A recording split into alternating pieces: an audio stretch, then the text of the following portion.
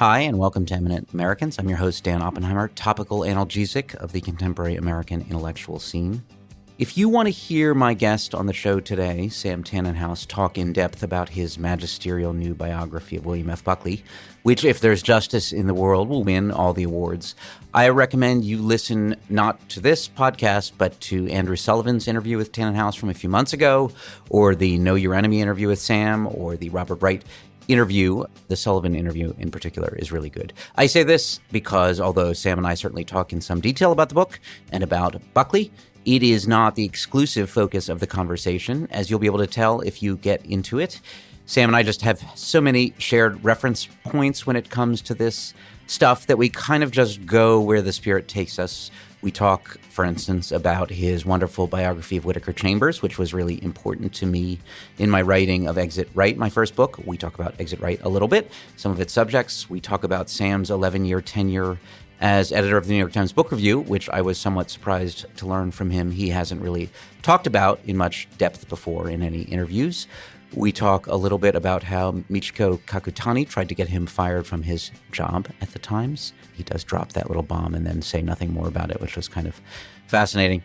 As you'll be able to tell from the enthusiasm in my voice in this conversation, I just totally loved this.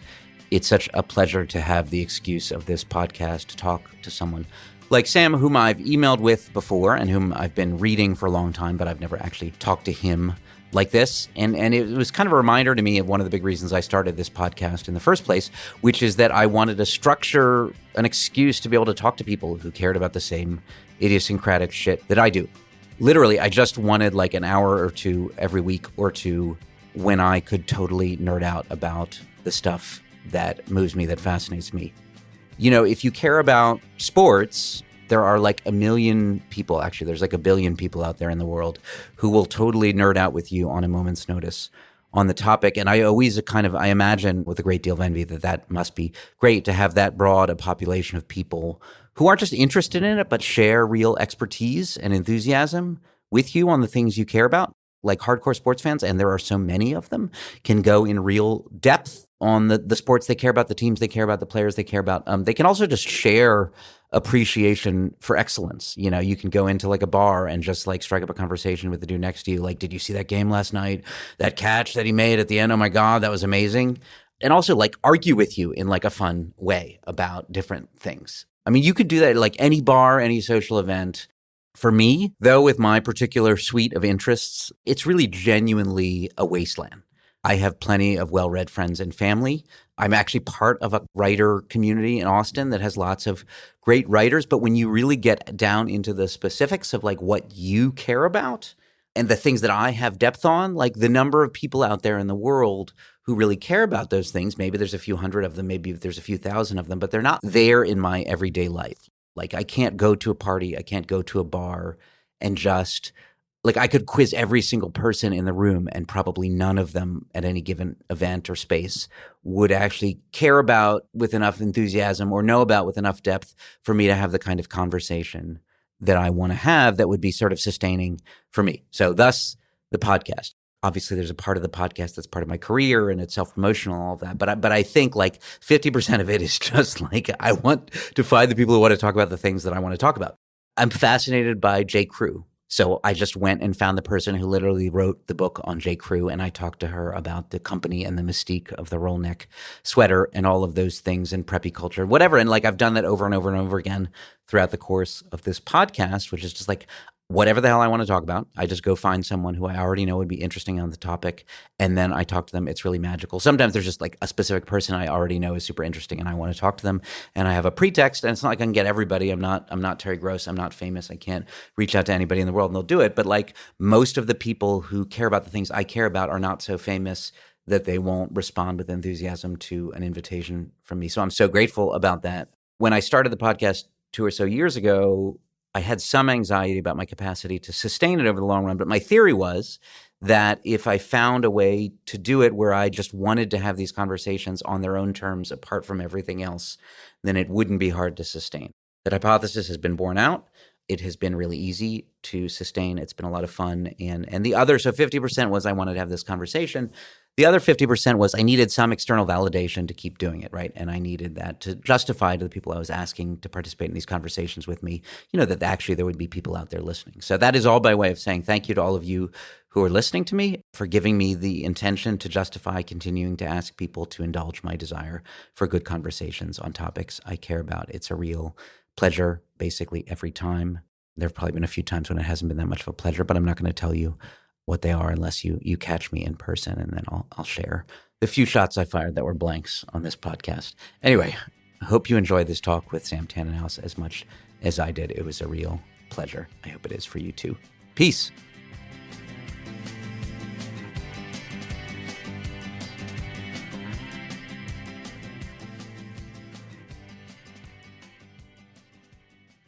So anyway, so we are recording now, right? We're recording. Yeah. Because this is more fun, I'll tell you. I've done many, many podcasts, so let's keep going. We can just keep moving. We may get to William F. Buckley at some point, but yeah. Listen, it took me a long time to get to him. There's no reason. It is tricky as a podcaster. I mean, you did this great interview with Andrew Sullivan that was like 2 hours long about the book, and then it's like, well, I mean, what do I want to ask? What else are you going to say? I know. So let's not worry about that. Let's talk about other stuff.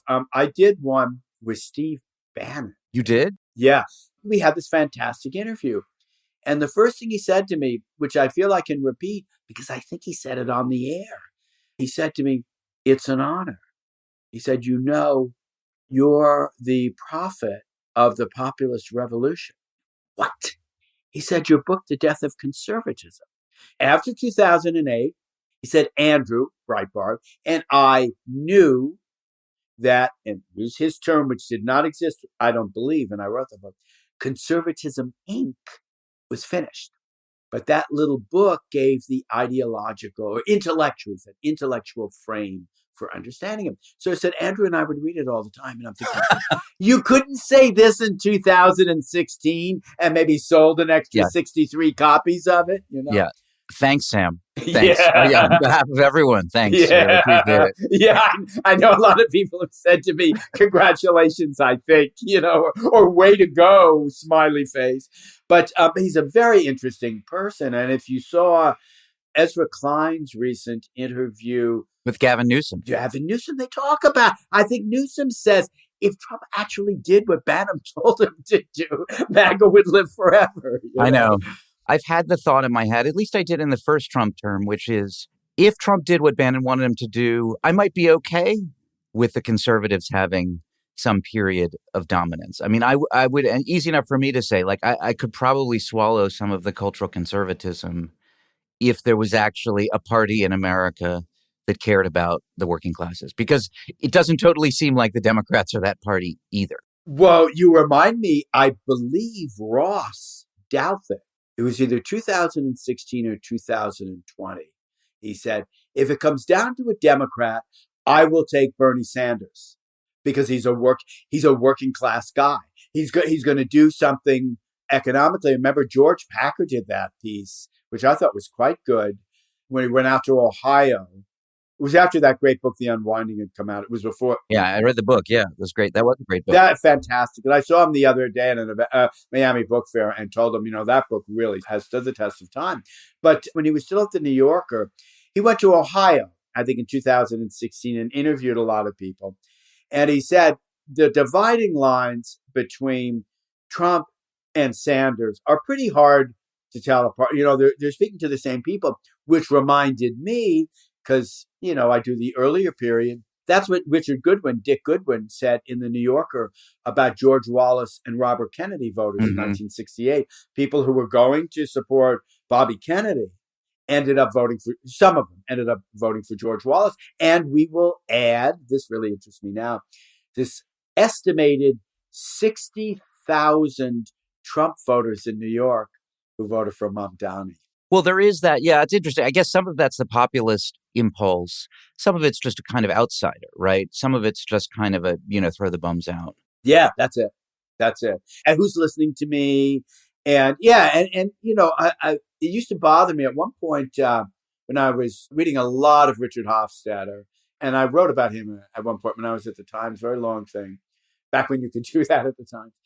And my one objection to him then was he always described the electorate as voting against something. Mm-hmm. Now I realize that's the biggest thing he got right. Right.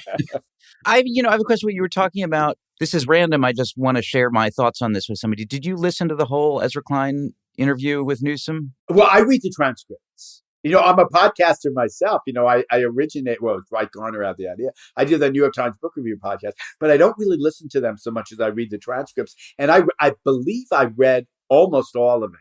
That's interesting. I should have done that because I got about halfway through and I can't listen to Newsom for more than there's some amount of time at which my capacity to listen to Newsom with his kind of pathological intensity is just too exhausting and I have to turn it off. I should have read it.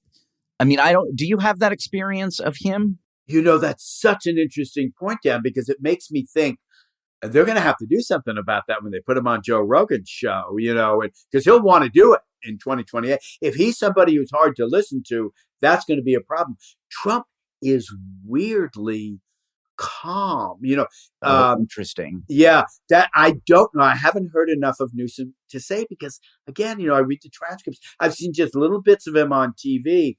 It's interesting because I remember years ago, now we're just kind of free associating here, when during the 2016 primaries, when Chris Matthews was still on MSNBC before Me Too, and I think my wife and I took a vacation in Carmel, California, which is very beautiful and very expensive. So watching Chris Matthews, and he said two things that really stayed with me. He said, Bernie Sanders is a maestro politician. He gives every speech as if he's giving it for the first time, a little bit like Reagan, and it always comes full circle. You never feel he's meandering, unlike me, and just free associating. He's always telling you something. The other thing he said that people disagreed with, but I thought he was right. He says, Trump has this very placid manner. And I think this is part of where the public might begin to distrust the mainstream media. Because if you pick up my old newspaper, New York Times, it'll say, Trump rages. Right. And then you see Trump and it'll say, well, a lot of people are saying that election was taken from me. I mean, I'm just telling you what I'm hearing out there. A lot of people don't really trust it. And if you're a normal person, you're thinking, he doesn't sound like he's raging, actually. Right. He may be crazy, but he doesn't sound. Weave, right? Isn't that what he called it? The weave? Trump used this term. I think I'm going to get this right. I mean, I got it sort of secondhand. Trump described his way of speaking as the weave. And it's this kind of free associative, repetitive, but if you're in the weave with him, you can discern what he's saying. But that's a good point. There is something sort of, it's not taxing to I would get bored listening to it, right? And it's aversive for other reasons, but it's not, I don't think it wears on my nerves the way that Newsom does. Just listen to like 15 or 20 minutes of that interview, or really any interview that Newsom gives, because there is such an intensity to it. Mark Maron said this once about to the comic Dane Cook, who he had a kind of feud with. But it was a fascinating podcast. It was one of the great podcasting moments. They'd had this many years feud where I don't think they'd really confronted each other, but he had him on his podcast. And Cook was sort of approaching him about like why do you dislike me, or what's your beef with me, or something like this. And Maron said, I don't really have a beef with you. What I think about you is that you're sort of an empty vessel filled with gas. Basically, you're sort of rocketing forward to no particular end. And that's what I thought of listening to Newsom. He's so driven. He's so intense. But there's just his pathology, if you're the person who listens for that kind of thing, is so on the surface. Anyway, it's all about his dad. He did an earlier interview, maybe it was also with Klein, where he's talking about his childhood and he's talking about his father, who was pretty absentee. And there's an incoherence to it. It was vacillating back and forth between basically talking about his father was a shitty absentee father, and then him talking about how much he admired him and how he's like at peace with it. And it's total bullshit, but it's real. It's real in a sense. Like it almost, in a way, makes me more sympathetic to him or compassionate towards him than I am with somebody like Kamala Harris or Hillary Clinton, which is not really fair, but they're more in control, right? They're over-controlled. They're over-controlled. They are. And Newsom, the pathology is kind of there on the surface. Well, you raise some interesting points here. One is, I want to see the big book on the absentee father and the and the American dream. And the American, yeah, yeah, Because it's so important. Buckley's father was an absentee father. When Kathy and I, my wife, who helped me, worked a lot with me in this book. When we talked to Jim Buckley, because people like her, she's much easier to like yeah. than me. We talked to James Buckley, became the senator from New York, elected in 1970, far better political candidate than Bill Buckley ever was. And Bill knew it. He told his brother, you run for office, not me. Bill did it once. He did this brilliant kind of bravura performance. It saved the Republican Party when it looked like they were going down the tubes, saved the movement. It's probably the single most important act Buckley ever did was run for mayor of New York. He was kind of the inverse of Mamdani. Doing it all from the right, master of media, all this. But his brother's a much better politician. Well, when we interviewed Jim, who was the older brother, what I figured out, when you look at the family, there were 10 kids. The two eldest were Alois Jr., the mother's name was Alois Steiner Buckley, and John Buckley, the eldest son, were the two who bore the heavy burden of being the first two children in this absurdly ambitious family. Just think Kennedys of the right, which is how they used to be talked about all the time. Then there was a group, the very youngest ones who were coddled, and the ones who were elbowing and looking for attention are Bill Buckley, who did very well at calling attention to himself, and the two sisters who surrounded him. In between, coming after the first two children, and before the fifth, sixth, and seventh, came these other three kids, and they were the calmer ones. And one of them was Jim Buckley. A second was Priscilla Buckley, became one of the great line editors of her era. She was the one who edited Joan Didion and Gary Wills, was Priscilla Buckley, and George Will. So they always would speak reverentially of her. Gary still does. Yeah. But they had the calmness because the pressure was off of them. And so Jim Buckley had this nice, easy manner and spoke quite candidly about the family. And he's the one who said, our father, he was a total absentee father. He's never home. He's off trying to raise, more money for the oil wells. He's never home, never sees the kids. The mother's constantly in childbirth. Catholic family, gave birth to the first child in 1918 and to the last in 1938. So that means, oh, wow, that's all you're doing. And the servants are raising the kids, which is why Bill Buckley grew up speaking Spanish, because the household servants were Spanish. Well, Jim said, look, at absentee father, he's never around. Thinking that's so often the story, right? So that's an interesting thing. And something else you've said, too, about this intensity of manner is we have kind of come back to kind of an oral culture where we're listening a lot. Yeah. And some people can be really hard to listen to. Right. What you were saying about Newsom on Rogan for like 3 hours would be fascinating and excruciating. This is a question I had about Buckley and your personal experience of him. Did he seem like a real person to you? Because my sense of Buckley is his writing and then, his TV persona. And it's so effective, right? Both of them are he has this weird accent that nobody else has, as far as I can tell, right? And then his writing is kind of a textual translation of that. And so my gut sense of like, if I met this guy, that it would be like he's kind of like not quite, maybe he's like 75% a real person or something like that. But maybe that's unfair. I mean, you knew him. Well, the publisher of National Review had this love-hate relationship with him, William Rusher, Bill Rusher. But he hated us at National Review. Bill Buckley was tall, he was over 6 feet. And Bill Rusher's maybe average size, his era, 5'9", 5'10". So Big Bill and Little Bill. Little Bill was also a closeted gay man. Mm. And it's funny, I've been accused of outing him in the book. I said to somebody, can you really out somebody who died in 2012? And the other thing is, everybody knew he was gay. I interviewed him in San Francisco his last years. But my point is, he said to John Judas, who wrote that first excellent pioneering biography of Bill Buckley, and who with incredible generosity gave me all his tapes, and I mean the old cassettes, and transcriptions that he had, done in like the first software, way before even WordPerfect, And Bill Rusher said, I don't know if Bill Buckley has a private life. He said, did he keep a diary? And the answer is, yeah. He kept diaries. They're public diaries. Right. Cruising speed, overdrive, his sailing books, everything is out in the open. And another guy who was more penetrating was one of his very first proteges, the great literary journalist John Leonard, who'd been editor of the Book Review long before I was, and whom Bill discovered at age 19.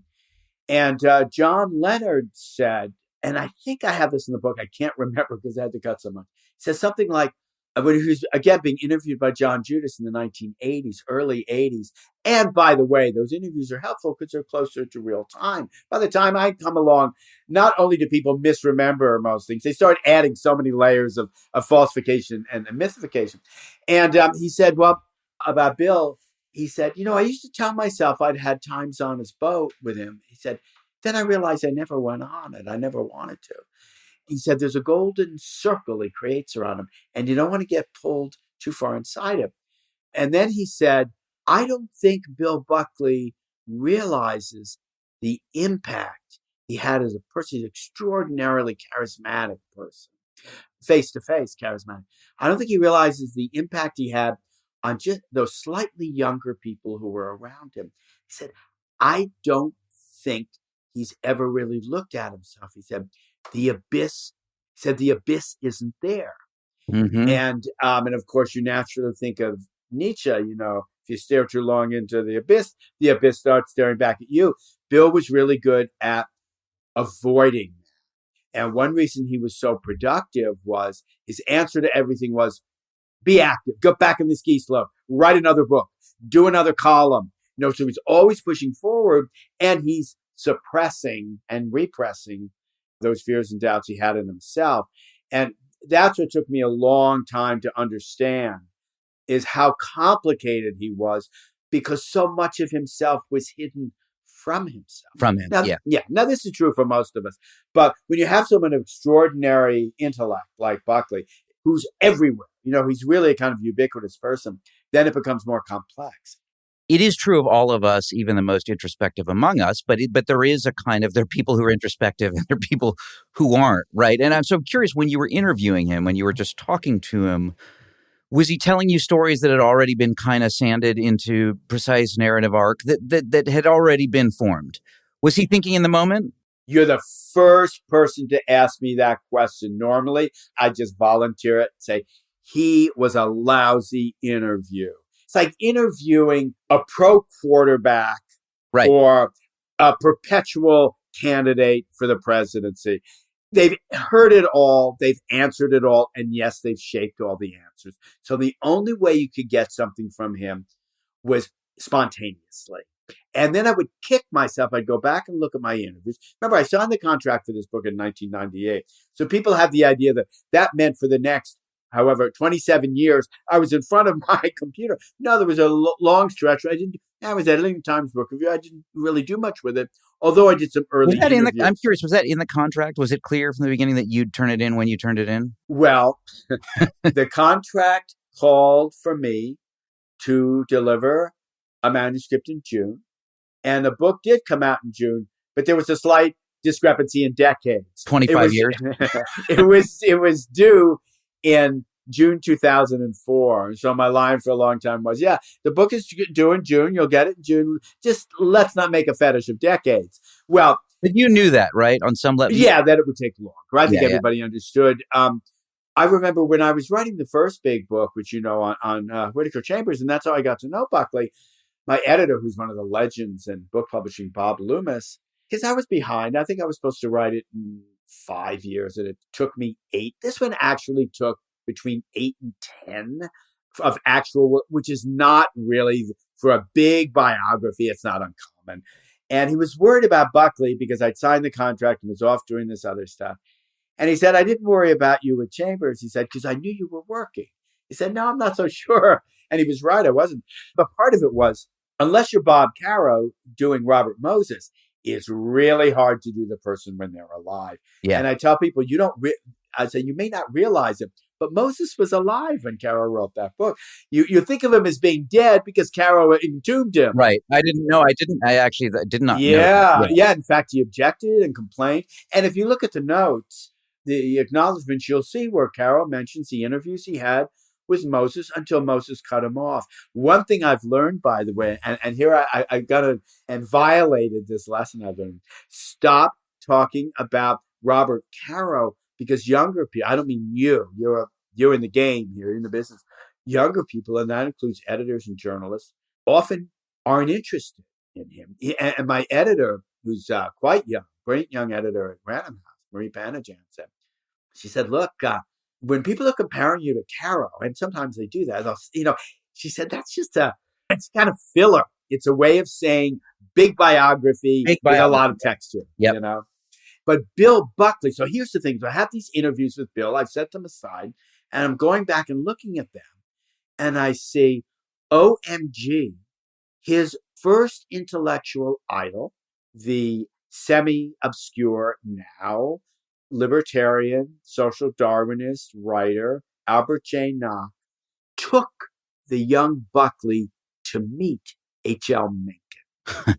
And all he said was, I said, well, I found Mencken kind of haughty and off-putting, whereas Nock was this very warm, kind of gentle, self-effacing guy. And I didn't think to say, well, tell me more about that meeting with H.L. Mencken. There must have been something in the way Buckley said it that made me think, I'm not going to get much more there. That's what I was about to say. Like, you probably wouldn't have, it would have been unsatisfying. It was not a great interview. Do you know the writer Daniel Aaron? Does that name mean anything to you? No. He wrote a book called Writers on the Left. I bet you looked at it for your Oh, yeah. It's about literary communism. It was part of that big Fund for the, whatever that was called, America series that Ted Draper's books were in. And Dan Aaron, who at the time was at Smith College, where he was a colleague of Alan Weinstein, who did The Great Perjury, got me started on all of this. He was then at Harvard, and when I was working on Chambers, I went to see Dan Aaron, who was then in his 90s, I think. So this is, 20 years ago or more, 30 years ago. Maybe he was in his 80s, I'm not sure. But he's an older man, retired. And he said, well, look, there are two ways to do these books. You can sit down and talk to a lot of people. And he said, I did that for my book, and they just lied to me because everybody's covering up the record. He said, the other thing, so I don't trust that. He said, I just use the documents. Here are my documents. You can have them. And I kind of followed that. I think just it doesn't mean people don't lie in the typewriter, but at least you have a date, so you can verify it in that sense. You can use it for your timeline. It is interesting to have that experience, which I'm sure you felt multiple times with Buckley, which is you also realize, particularly I think with older subjects, after not very long, you know the truth of these various things in their lives better than they do. You've cross-referenced them 8 different ways. You've talked to 4 people who were involved. And then on top of that, depending on the person and how kind of good their memory is and how much they sort of retroactively construct it into a psychologically pleasing narrative, like they've also adulterated it in various ways. And so, yeah, I've had that experience. You're talking to somebody and it's like, you know exactly what they're going to say because you've also read them being interviewed about it before. If they're that Buckley type. It's interesting when you were talking about he hadn't really looked in the abyss or did he have a private life? It made me think of Reagan. You're a very similar man. Who was so hard to understand if you tried to understand it from the inside that he drove, who was the biographer? He drove Edmund Morris. Edmund Morris around the bend into writing that interesting but weird biography. Which is a lot more good stuff in it than he's given credit for. He did a lot of work, but it's true. It's funny you say that because I met Edmund not long after I'd started writing Chambers. I was in like 92 or something. And I was invited to an event for my editor, Bob Loomis. And I was one of the new authors he'd signed up. And he liked this idea of doing a Chambers biography. That book was published in 97. So I was, pretty early on into it. And Edmund Morris was there. And I didn't know anybody. These were famous authors, and I'm nobody from nowhere. And I like to say, I don't like to say, I'm chagrined to say, now that I'm 70, I've widened the swath of my anonymity since then. But I was really nobody at all back then. And Bill Styron came in, and he had his little French Chevalier, little rose, because he was Loomis's most celebrated author, and Styron was a huge name when I was coming up. Edmund Morris very kindly came over and introduced himself to me. And he said, well, who are you? What are you doing? I said, I'm writing a biography of Whittaker Chambers. And he said, well, that's an interesting idea, a fascinating thing. And he was famous for his First Volume of his Theodore Roosevelt book. And I said, so what are you doing now? And he said, well, I'm doing Ronald Reagan's biography. And I, just in my arrogant ignorance, I said, wow, talk about an empty vessel. You're not going to find much there. And I did. And he had this kind of shocked look on his face. And I realized I'd inadvertently hit him right at his problem point. But then he said to me, he said, when you work on these books long enough, people start coming to you. And then the next day or two, and this is like early 90s, people still typed letters and stuck them in the mail. I got one from a great writer, Solzhenitsyn's biographer, Michael Scammell, who then wrote Kessler's biography. Who was my professor at Columbia. I was a research assistant for a year or two on his Kessler. Wonderful guy. And he sent me a note. Somebody had told him about it. Said, well, if there's something I can help you with, let me know. And I thought, my gosh, Edmund Morris is right. People are coming to me, and you start to relax at that point. That's the corollary to, he's telling me a story, your interview subject, I've read before, and he's not getting it right. Right. Or he's got things out of sequence. Bill Buckley was astounded when I told him that Up From Liberalism was his third book and not his second. He'd erased the McCarthy book from memory. Maybe you would too. Although in an odd way, that one's kind of outlasted the liberalism book. But you do begin to realize this. And I don't know who your audience is, but if there's anybody out there listening to your show who wants to do this kind of work and interview people and deal with prolific writers, do not try to put them at ease by letting them know you're familiar with everything they've written, because it comes another way to them. I'll give you an example. My intellectual hero, I don't think it's any secret to anybody who cares about these things, is the matchless Gary Wills, who was one of Buckley's greatest proteges and apostates. His Reagan biography is awesome. It is awesome. The Nixon is what's got me started on this stuff. The Nixon agonism. I probably read portions of it a dozen times, and I can recite passages of it. And I made the mistake of doing that in the company of Gary Wills. So he would start to tell me something, and I'd say, "Oh yes, you wrote about that in Bear Ruin Choirs." Or, "Oh yes, I saw that piece in the New York Review." That's not flattering to him. It's embarrassing. A, he doesn't remember writing it. And B, he thinks you're telling him he's repeating himself. So there's a great young journalist, guy named Andrew Holter, who did a wonderful collection of Murray Kempton's columns. Kempton was never syndicated, nor was published, only in New York.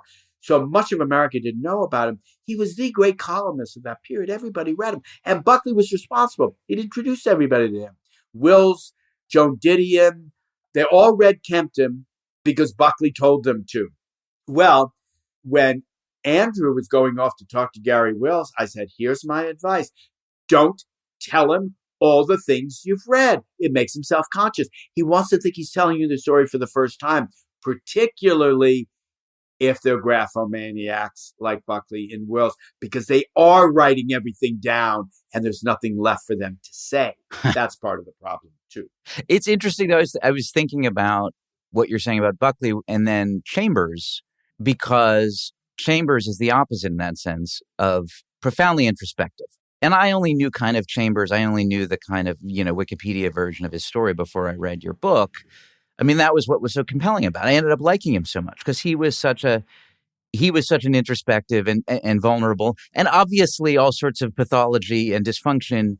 But at the same time, his fundamental character was of somebody who was open to the world. And part of what was so great about the end of that book is he went back to college, right? I mean, he was still learning. He was still learning. I loved your portrait of him in your book. I thought it was wonderful. I also really liked your portrait of Burnham. They're fascinating figures. They're extraordinary men. Yeah. And there's another thing about Chambers that's interesting, which is that there's almost no record of his voice. You can hear the recording of the letter to my children. You can see some of the testimony. Actually, there's more available now than when I was working on the book. Well, that's a question. So yes, did they record the hearing? There's these very short clips online, like a minute or two or something from the hearings. But I was like, surely so is there a record of it? You didn't have it. I don't know how full a one there is. It's interesting you say that, Because if somebody were to come along now and write that book, they would find material that wasn't available, or at least not accessible back then. Now all this stuff is out there. But if there were video or whatever film of the hearings, full video, there would be an amazing documentary to be made. There would be. And of course, there have been a couple of pretty good films. I'm trying to think if there's been a good documentary. There was an excellent BBC series. Was there? On Histon Chambers. Yeah, it was called Concealed Enemies. It was really good. That came out in the 80s. I don't know if they've done a documentary. Various people have come to me, including Steve Bannon. He said to me, well, Chambers' life, wouldn't that make a great film? And remember, because Bannon was a filmmaker, quite a skilled filmmaker. That's right, yeah. And I said, well, a number of people expressed interest, I said, including, believe it or not, Robert De Niro's production company, which just means somebody's fourth assistant puts a $1,000 check in the mail. And I said, but I knew it would never get made. And other people approached too. And I said, I knew it would never get made because you can't make the snitch a hero. And this is why Steve Bannon's fun, because Bannon reveres Chambers. You know what he said? He said, well, one thing I learned in prison, he said, is how low snitches rank in the hierarchy. But one reason my editor, Bob Loomis, was so great was at one point he said to me, he had this kind of Zen-like editorial style. In fact, one of his colleagues, Ann Godoff, who's kind of famous editor, told me once, she said, Bob Loomis is the Columbo of editing. Like, he'll leave the room and say, oh, there's just one thing. Just one thing. Right. So we'd have these meetings. Yeah. And he said to me, we don't hear Chambers' voice in this book. And I'm on the train. I lived in Westchester. He takes me to this nice lunch at Smith & Walensky, the old style publishing. He has his two Jack Daniels, I'll take your word for it. Yeah. Yeah, I know. I caught just the very tail end of that stuff. Because this is in the early 90s. I take the train back home and I'm thinking, okay, I've got to get Chambers' voice in there somehow, But so that made him the opposite. Another thing that was really opposed between Chambers and Buckley is every document that I could find, original source for Chambers is like, it's one line in the Rosetta Stone. Oh, look, here's a poem he wrote in 1923 that Louis Zukofsky read and was considered, by the editors. What a find. And then you get to Buckley and he's writing 600 letters a week. Thanks so much. My secretary will be in touch. And it's filling entire cartons. His archive is as big as Reagan's archive. I want to get back to one Reagan thing. Buckley and Reagan were a lot alike. When people ask me why did it take so long to write the book, I say, well, actually not that slow a writer, but I'm like the world's slowest thinker. And it took me a long time to, just to figure some things out. And one is that the Reagan and Buckley friendship was pretty much on the surface, as all things were with both those men. If you get to that part of the book, to me, that's where the drama ends. People go, well, why don't you have hundreds of pages on these ideological battles in the 1990s? It's because Buckley checked out by then. Reagan really dissed him in a very public way. There was something that Buckley expected to be. It was the 25th anniversary banquet for National Review. The magazine was founded. Oh, and Reagan didn't show, right? Reagan didn't show. And if you look closely, Buckley's last book, he was a master of the non-book. He and Norman Mailer at a competition. Who can write more books that aren't really books? Piece things. Right. I call them McBooks. That's my term for them. Yeah, that's it. Yeah. And in the 60s, there was a term called non-book. And it starts, and it surfaces a lot. I remember Arlene Crochet, the dance critic who had started at National Review, really revered Buckley. And I got one of the few real interviews with her. She had recluse near the end of her life. She said, well, Bill was upset. He thought that was people were calling it a non-book. Well, it is kind of a non-book. This is his book about running for mayor. He sticks in all the campaign material. He quotes all of Murray Kempton's columns, and to flesh it out, pad it out, So the very last book of Buckley's, published posthumously, the one he was working on when he died, and he told me about the last time I saw him, it's called The Reagan I Knew. And a lot of it just consists of letters from the archive, which these very superficial, shallow letters that have this endless, groan-inducing joke about how Reagan is going to appoint Buckley the ambassador to Kabul or something during the Afghan war. And then I realized what Buckley is doing is telling him, I want to be Secretary of State. If I'm going to do something for me, that's the job I should have. Well, Bill Buckley, the pal of Howard Hunt, with 2 bankruptcies to his family name, with SEC investigations, is not going to be appointed to any cabinet position. And I'm not sure he would have taken it. He wanted it to be offered to him. So what you also start to see is, so the setup for this, Dan, is that in 1980, right after Reagan won, and that's the triumph for Buckley's movement, right? They found that Goldwater didn't quite pan out. They've got the next guy, Reagan. There he is. He wins in a landslide. It really begins to reverse the Roosevelt Revolution, which was what Bill Buckley had been raised by his father to lead. And he's actually accomplished this thing. So Reagan's elected in November 1980. In December is when they will have the 25th anniversary fundraiser for National Review at the Plaza Hotel. Reagan's could be the guest of honor. They can charge a lot of money for tickets. They can get huge media coverage. Reagan had not set foot in New York since he'd been elected. He'd been hiding out in Pacific Palisades. Nobody ever saw him. So this will be the coming out moment for Reagan in New York. Buckley will claim ownership of him, and this will be the triumphant moment. And the days go by, and they realize Reagan isn't coming, And so this is where you do your fill-in work as a biographer. Because, I just assume they begin to realize they're not hearing from Secret Service. They're not hearing from New York City Police. Here they are at Plaza Hotel, that wide open area. People should be coming to National Review saying, how do we prevent all this stuff going on?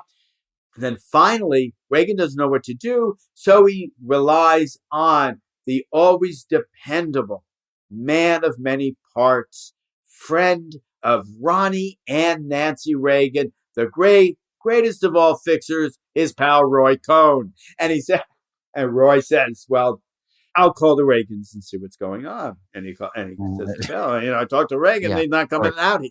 And Buckley loses it.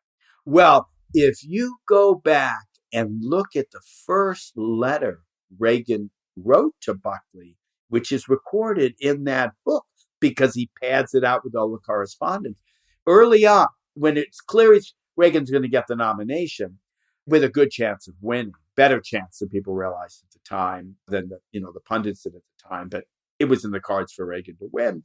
Buckley says, well, 5 years ago when we did our 20th anniversary, you were our guest of honor, and that launched your brilliant insurgency campaign against Gerald Ford. And by the way, people who knew Reagan say that was Reagan at his peak, was 1976. He was already going downhill after that. So it said, this time we need you. We need you to come here. And if you look at Reagan's answer, it's something like, well, I may have some other stuff going on there.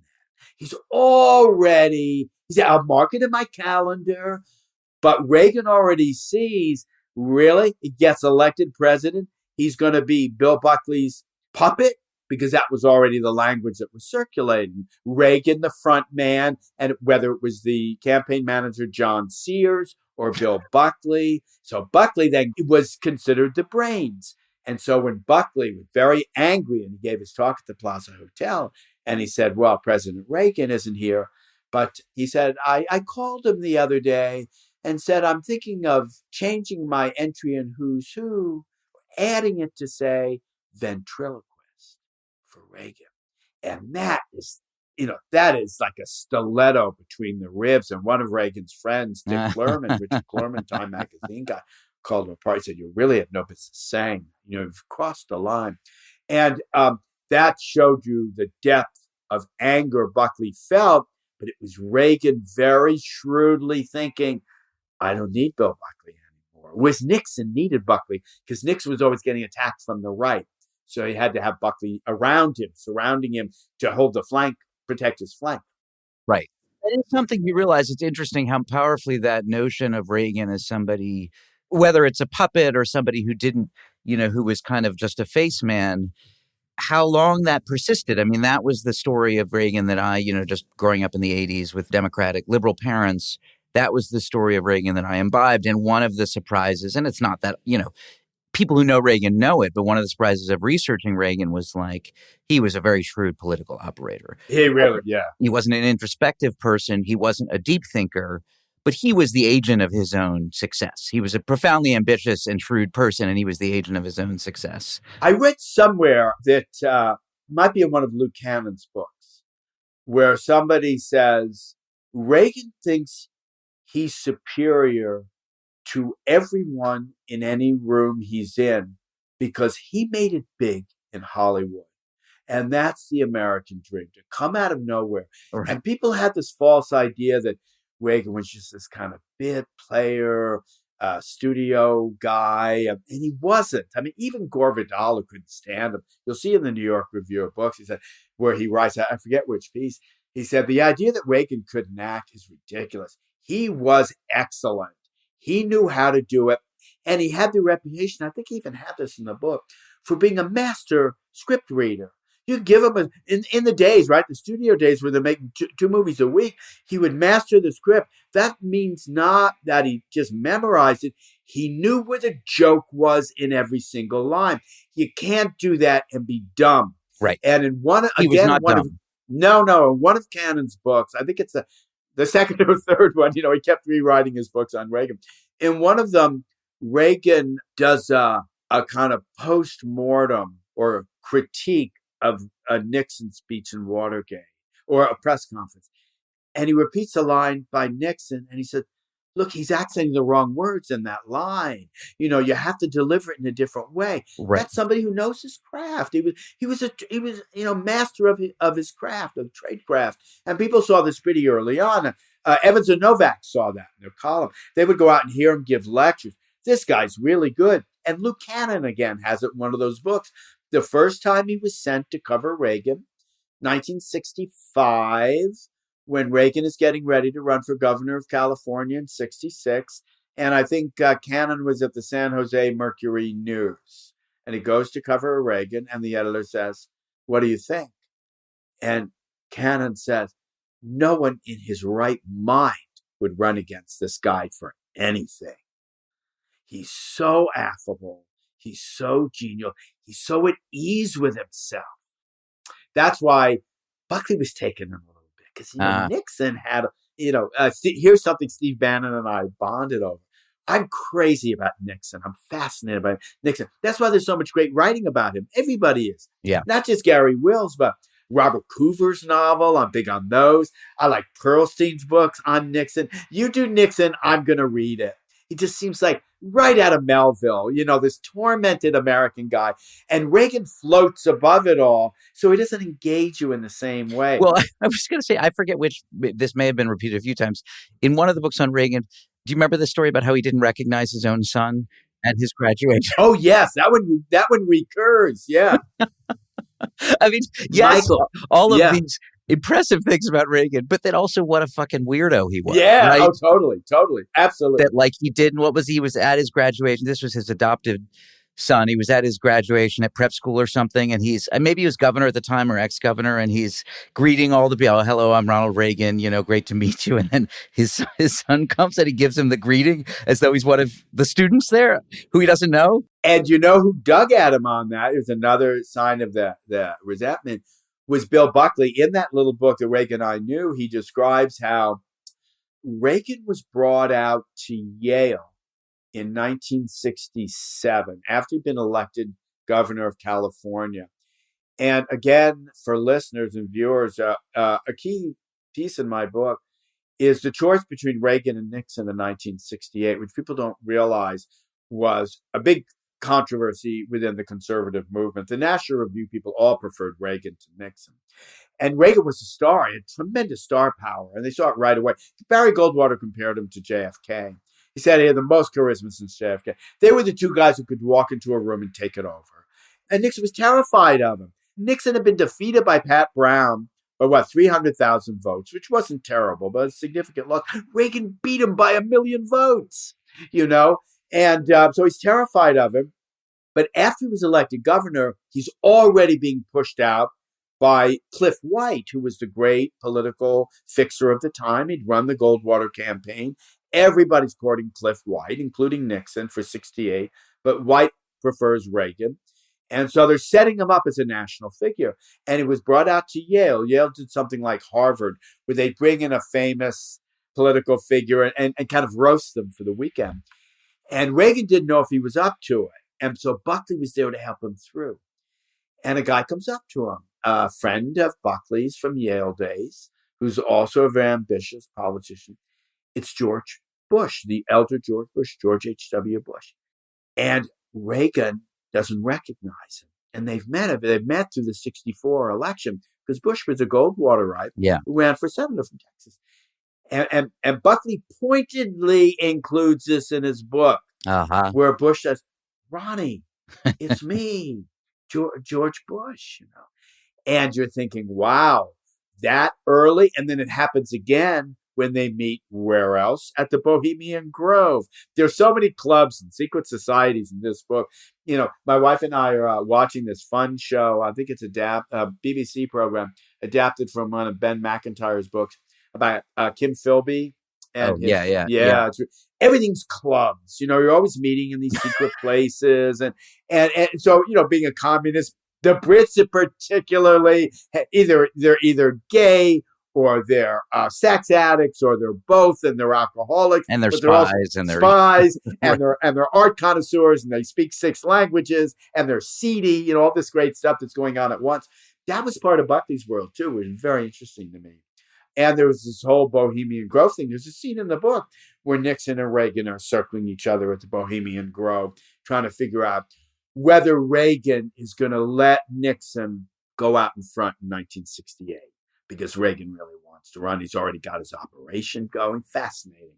I was going to say, it reminds me of because I think it's in some of one of the Joan Didion essays about the Reagan administration, and just the relationship, just the hilarious relationship between the Reagans and the Bushes, and how bitter Barbara Bush was that the Reagans, that Nancy and Ronnie kind of looked down on them, thought they were I think maybe Didion says they thought they were downstairs people. Yeah. And of course, if you really understand class in America, that it's the Bushes, the blue bloods, who should be on top. But the Reagans just didn't they didn't speak that language. They didn't have that paradigm. For them, it was just they were the Hollywood people, right? They were movie stars. So, Ron was a former movie star. Who are the Bushes or something like that? It's just it drove Barbara up a wall. I don't know. Barbara Pierce Bush. Yeah, in a way, yet in their own way, the Reagans are right, because that's our royalty. Princess Diana comes to the U.S. Who does she want to meet? John Travolta, Tom Selleck, she doesn't care about 12th generation Mayflower descendant in Plymouth. She wants to meet a Hollywood star. And so, and so in a way, the Reagans got that right. And also as far as tastes went, because we also know with these Yankee types, they do have a kind of hick kind of provincial quality to them. Very interesting. Yeah. 2 random things I want to share with you, because I think you'll appreciate them. But then I also want to ask you about your tenure as editor of the Book Review, because I think that's a fascinating role to have had in our ecosystem. So one is, the Styron one. You may know this. This may be out there, but I was surprised to read it, because I didn't know it about him, which was, there's some letters of his I read that are in the James Jones papers at the Ransom Center here in Austin. And it's after what's the book, Confessions of Nat Turner, came out, and had that backlash, right, from Black critics to Styron kind of, assuming that voice, horrifically racist stuff from Styron, and was horrifically racist in his letters to Jones. And Styron thought he'd written this quite sympathetic novel about the rebellion, and the Black critics really hated it. They thought it was really kind of condescending and racist. And they were probably being unfair to Styron, but his response to that was just nakedly racist. And I hadn't known that about Styron. What did he say? This was a year or 2 ago that I read it, but it was there was nothing indirect about it. It was just talking about Black people in purely racist terms. And I'd never seen Styron characterized as a kind of racist in that sense. So it was just interesting in a sort of documentary sense. I didn't know if people had seen it. Yeah, I wasn't aware of that either, because although I'll tell you a story, I think I mentioned my first editor, much esteemed Bob Loomis, knew Styron at Duke, and made his most famous author was Bill Styron. They worked together. I think not in the very first book, maybe not, Lie Down in Darkness, but all the later ones, including Nat Turner. And he told me Styrham became paranoid after that book came out. Oh. And he said at one point, Styrham lived up in Connecticut. He lived in Litchfield County. My wife and I have driven by the home, beautiful home in Roxbury, near where Graydon Carter lives. And he told me Styrham was, I think, getting gas, just filling up his tank at a gas station. And like a black motorist came by, and Styrham was sure it was like a militant who was going to kidnap him or kill him or something like that. And so I think some of that had to do, I think it was also a mental health issue. Well, and I wondered, and this is totally speculative, but I also wondered, if in fact nobody's written about that, it is, there are these situations where when people give their own papers to some archives, they scrub them, right? They know what to look for. They scrub them of the worst stuff. But because this was in the James Jones archives, these were letters that Siren had sent to him. It may not have been scrubbed. It's just interesting. Like you come across those things and you're like, I'm not sure people know this. The other thing, I was thinking of this when you were talking about Buckley not giving a great interview, but also I was listening to some interviews that one of the Norman Mailer's biographers did. And she did an interview this was, I think, in the early 80s when she was working on her biography of Mailer. She interviewed James Baldwin, and I was just going through these, seeing what files they had. And I'm a big Baldwin fan, and it was just like this 15-minute interview where Baldwin was such a dick. Like he basically just didn't want to. Oh, I know. I was thinking about it when you were talking about like biographers knowing things better than the subjects themselves, right? And it's this biographer who has, every month of Mailer's life plotted out, and she's sort of trying to like prompt Baldwin to think about a certain thing, and Baldwin is just like, you don't even know why he agreed to the interview, right? He's basically like, I don't want to talk about Norman Mailer. He was so pissed off and such a dick and whatever, and she got nothing out of him, and it was just an interesting, I haven't read the new biography of Baldwin. But there is this kind of difficulty people have writing about late Baldwin, because I think he was just in a space for the last 10 or 15 years of his life where not in a great space and not really writing interesting stuff and probably pretty unhappy in some way. And people haven't really known how to deal with that. Who tried to work through it a little bit, not in personal terms, but in the writing, was Menand, Luke Menand. In that book he did, The Free World. Is that what it's called? Oh, yeah, I haven't read that. He writes about Baldwin. He has a lot on Baldwin. And, Menand is an interesting writer, because our interests are kind of parallel but opposite in some way. And you may have seen, he reviewed the Buckley book at quite considerable length in the New Yorker. That was the first review that ran before Pub Day. And my agent, Andrew Wiley, said, its length is its beauty. It just goes on forever. He really has almost nothing to say about the book, but he's holding forth on Buckley, whom he obviously doesn't like very much. But in his Free World, which overlaps, my book is kind of a history of that era. Mine's a little more political, his more cultural. He comes up against the fact that Baldwin kept on getting more and more militant and extreme and kind of less and less relevant in those last years. And he didn't live that long, same as Capote. Capote died at 59 or something. And I don't think when did Baldwin die? I mean, I think he was early 60s. I don't think he was. Yeah. Not very long. And now we're used to these guys, who were, I was in Albany. I gave a talk there and I said, well, how's William Kennedy doing? Oh, Bill, he's still writing the next novel. He's 92 years old. And this, this goes on. And Bellow was writing really late. But really, many of these, either they die or run out of steam when they're younger than me, obviously, immensely talented people, not just kind of workaday guys like me. But, and I do think it becomes harder and harder for them to deal with their own history, their reputation. The guys who made the Best of Enemies film on Buckley and Vidal told me that Buckley was dead when they made it, but they interviewed Vidal. He was absolutely impossible. He invited them to his home in Beverly Hills. It may even have been a hotel. Yeah. Great big bed, kind of classic Vidal. They said every question they asked him, he answered in such a way that it would not be usable in the film. And this went on. And they said by the end, they hated him. Went on for 2 hours. Then he says, all right, let's have champagne now. And the bottles come out. And that's the strategy. And so I do think there's a lot of that goes on. Philip Roth had that term, the egosphere. These guys do not want to talk about other writers. That's right. So I want to ask you before we're done. I'm trying to think of even what to ask you. Have you talked? Oh, you asked me about the book review. Yeah, have you talked about that at length? At length, I haven't talked about it at brief. Nobody ever asked me about it. It's so long ago. I think most people don't remember that I did that job. Well, you did that job for what, 10 or 12 years? I did it from 2004 till 2013. And when I'm introduced to audiences, I do a little thing at, one event or another. They'll always say the former editor of the New York Times Book Review. And, nobody remembers, And I don't remember it very well myself. I have so many questions about it because that is such a fascinating role to be in. I mean, that is... And it much less so through no fault of subsequent editors, just through the sort of evolution of the media. It's not at the center of things in the way, but I think in your time it was. I mean, it was to be reviewed in the New York Times Book Review was along with what? Along with being on Terry Gross or something like that. I mean, that was the thing. And I'm curious for you. I always imagine that would be a sort of difficult to figure out how to be in that role. At least there would be a rough adjustment period because there's so many people who want so much from you, and you have to say no so much. I'm curious, was that difficult for you? Believe it or not, it wasn't. It's the only job in journalism I ever really wanted. So I'll tell you how I ended up in that job.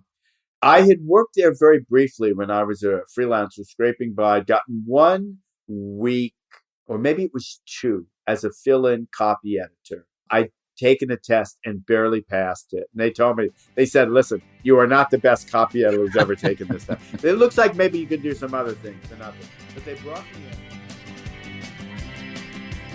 Hey, so this is the free teaser. If you want to hear the whole thing, you know what you have to do. You have to subscribe, at least for this month, and send some moolah my way.